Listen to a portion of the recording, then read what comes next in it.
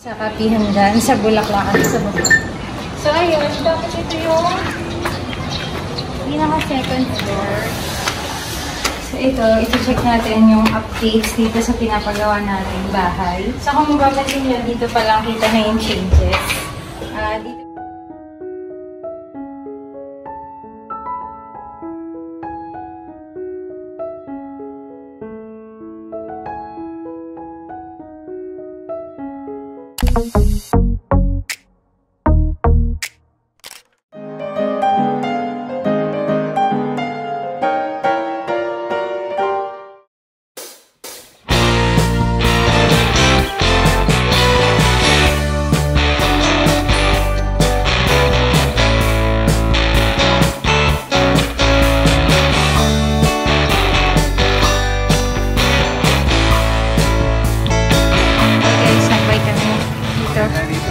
Ferdy bro yung bike ko. Si Joshi. Love. At si tatay. Si Kuya. So, ito po yung tsura sa inyo. Ginagawa na siya. Grabe, pag ganyan kasi. So, ayan. Hello guys! We're here na sa aming obra maestrang. Hindi pa natatapos. Pero, pag sinimulan ay natatapos. So, let's see kung anong status.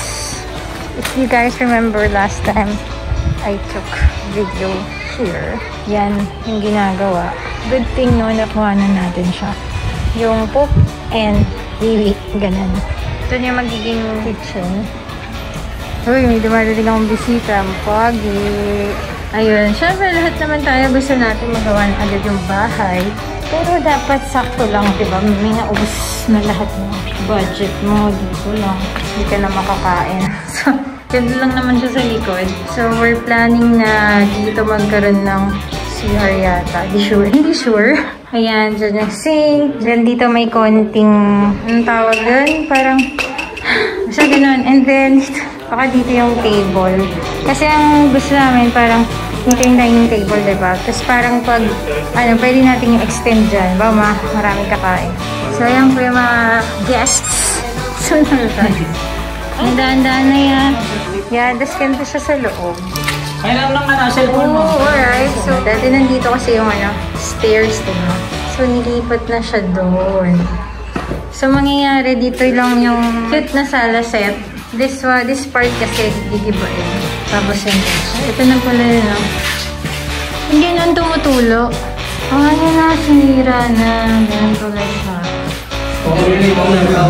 Ito, tumutulo yun dyan. Natala. Oo, kasi pag tumutulo yun ng sayang, wala si Gabi. Ayan, ang aming bahay. Mukhang busy ang mga tao. Sorry po, naikutan ng yung aming windshield. OMG, sobrang dami pala nila. Kulang yung dala naming spaghetti at palabok. Marami pala talaga pag nagbubuhos na, guys. Okay, sige, tingnan muna natin. Ayan po ang aming contractor, si Pastor Chica of Macarius Construction Services. Ayan po si Asher. Ayan, so tingnan natin sila, nakakatawa.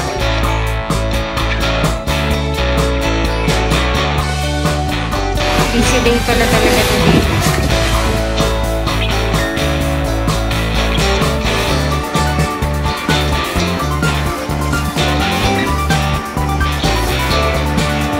Tingnan natin yung taas dito. Dito siya. Yay! Ayan! Ayan siya ginagawa niya. Oh, parang ang laki rin pala. Kumusta po kayo? Kaya mo po.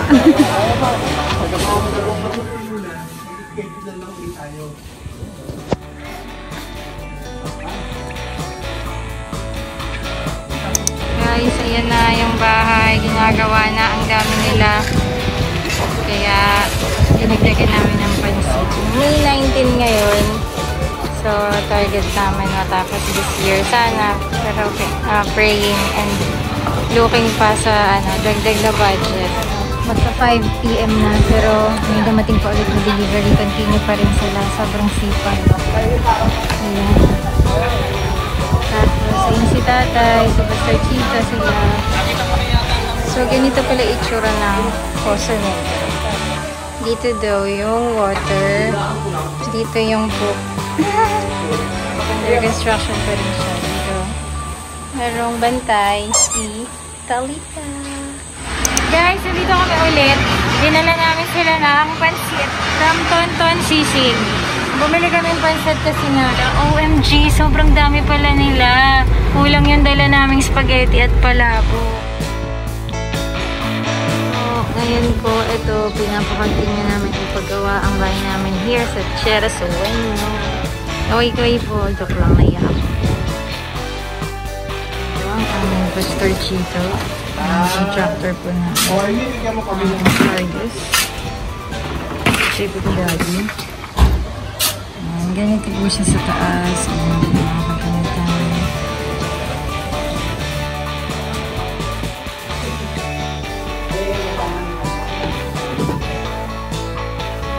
Okay, ito na po yung bahay namin sa ngayon. Nagkakapag-asa na po. Nagmumukha na po siyang bahay. Yan, nakatambak po po dito.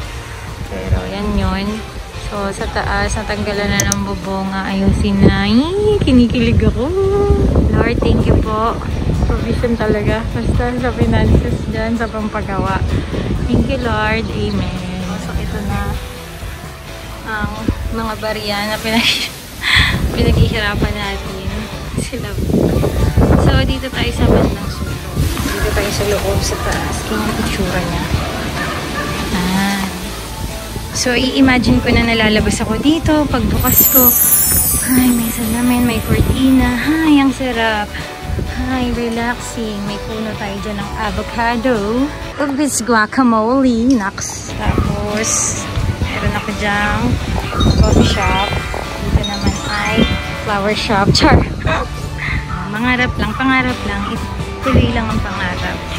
Ayan. Tapos dito, ako papasok, papunta sa kabilang room. Char.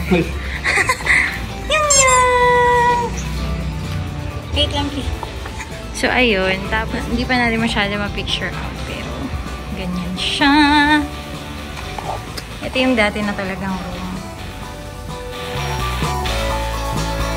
Hey guys, hindi kami yun ulit sa Tierra Sueño. Dessert Clubhouse over there. Kasama natin si Pina. So, ayan pa rin yung progress ng bahay. Pero, pinapa-clear out na namin yung floor. Once malagyan na ng roof, kasi siguro isang room lang muna yung paggawa. Tapos, yan na po. Pinabit na nila yung bubungan. Ang kulay ay parang dark gray lang.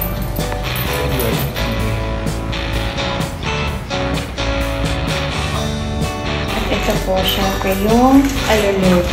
Dapat high quality stainless.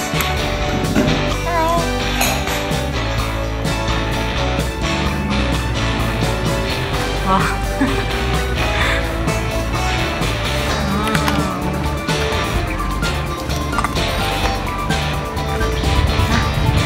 Ito ang mga pakiling. Yan ang view. Yung binabayaran sa mga yung view. Ito yung clubhouse. Guys, nandito tayo sa ilalim ng puno ng avocado. You know, guacamole. Oh, nakapark si Tora. Hindi naiinitan. So, ito na po siya. Ginawa na siya. Dito natin itatayo yung ating coffee shop. So, syempre, hindi ko alam paano yan linisin. But, si Mr. C ang ating boss. Hello. Labi ka ang boss. Tama na pong plan na po dito. Ginagawa na po yung mga manhole. May cover na siya. Ganyan. At the same time po, okay na. Ayan. Let's go. Nakakain po muna tayo. Ayan po, bali, nagawa na po yung manhole. Yan po. 1, 2, 3, 4. Yan. Kanina pong mga tanghali, nagpunta ako dito. So, okay na po yung 6 na manhole. Covered na po siya. Ngayon po, ito naman po yung progress sa mga hahakutin. Ayan, sinako po nila lahat. Ayan. Tapos po, dito po ay, po, ito naman po yung progress. So, ganyan pa rin po siya. Yun lang po. Thank you. So, ito-check natin yung updates dito sa pinapagawa natin bahay. Ayan. So, kung mapapansin nyo, dito pa lang kita na yung changes. Dito bali dati yung room, no? So, nilagyan na ng wall. Ito yung magiging maliit na. Kasi ito yung room, isa. Siyempre, ipapakita. Ayan. Ayan ang room. Ayan, ganyan siya. Ito yung makikita mo yung view. Pero, ano yan, malaki din siya, pero hindi yan yung room. So, tas ito, dito, makasabi naman. Ito lang dito sa akin. Ayan, ito yung isang CR. CR ito ng dalawang rooms. Tapos ito yung room na isa.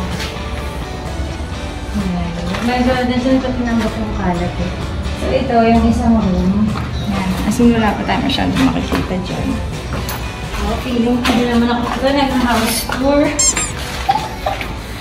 Ayan. So, ito na yung pinakamasayang part. Pagdating dito, ganyan siya.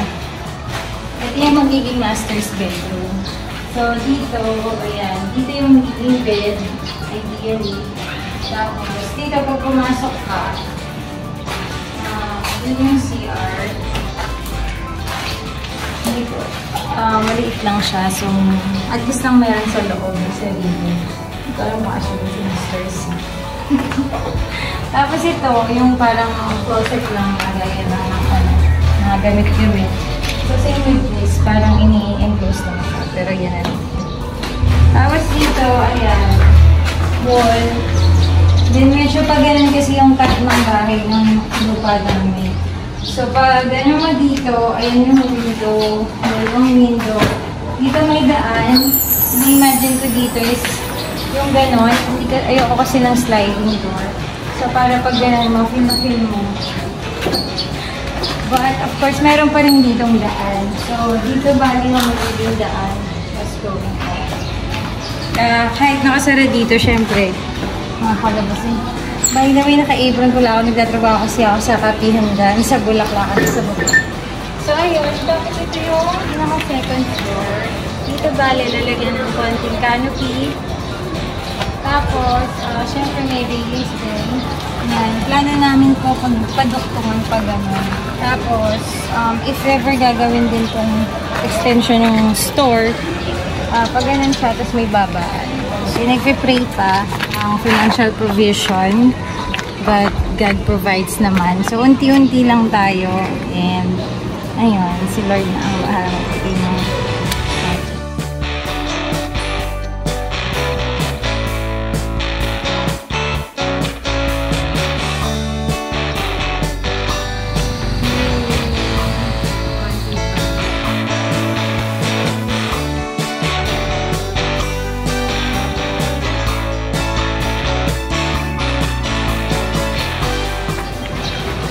Okay, let's go. That's it for this video.